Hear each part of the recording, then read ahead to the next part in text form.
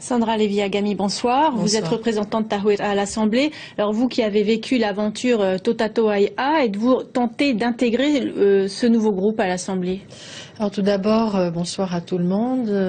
C'est vrai qu'avec tout ce qu'on a vécu durant ma précédente mandature à l'Assemblée et l'impossibilité pour les différents gouvernements qui se sont succédés de mettre en place une véritable politique de développement pour notre pays en faveur des jeunes, en faveur de l'emploi, en faveur des familles, de façon durable et pérenne, il est hors de question pour moi de casser cette majorité.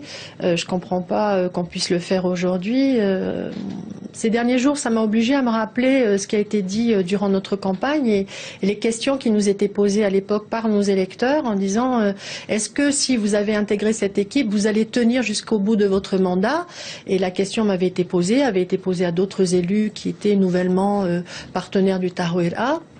Je me suis engagée à rester dans cette équipe, je vais y rester et je souhaite que les élus qui sont à l'Assemblée, parmi les 38, continuent à rester dans cette équipe. Vous aussi, vous avez été victime, entre guillemets, de harcèlement, comme le précise un communiqué du Tarouet-A.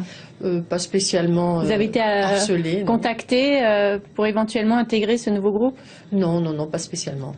Alors, comment les fidèles de Gaston Flosse vivent-ils cette scission qui se concrétise? Je ne vais pas parler au nom du groupe. Il y a une présidente de groupe qui s'exprimera sur le sujet. Le président de l'Assemblée s'est exprimé. Pour ma part, encore une fois, je ne comprends pas qu'avec 38 représentants à l'Assemblée, on a une majorité énorme. Je ne comprends pas qu'on puisse essayer de trouver... C'est le jeu des commissions qui s'annonce demain, c'est pour avoir plus de pouvoir à l'Assemblée? Je crois qu'au final, le gouvernement que nous avons élu, nous avons élu à travers le président de la Polynésie française, Édouard Fritsch, c'est nous qui l'avons élu à l'Assemblée, il a choisi son gouvernement, nous étions 38 à le soutenir, pas toujours d'accord comme dans n'importe quelle famille, mais globalement les deux sujets sur lesquels on n'a pas été d'accord, ça a été l'indemnisation au niveau du nucléaire et son indemnité de président, mais en dehors de ça, tous les dossiers sont passés, on les a amendés, on a travaillé ensemble, et tout casser juste pour deux dossiers qui ne sont pas passés, j'avoue que je ne comprends pas. Alors aujourd'hui, pratiquement tout le gouvernement s'est déplacé à Hao. Le président du groupe Atia Polynesia, Tevaro Fritsch, faisait aussi partie de la délégation. Comment interprétez-vous sa présence aux côtés d'Edouard Fritsch? Il faut demander au président Edouard Fritsch pourquoi il l'a invité. En tous les cas, moi qui fais partie de la majorité Tarouet-A, je n'ai pas été invitée.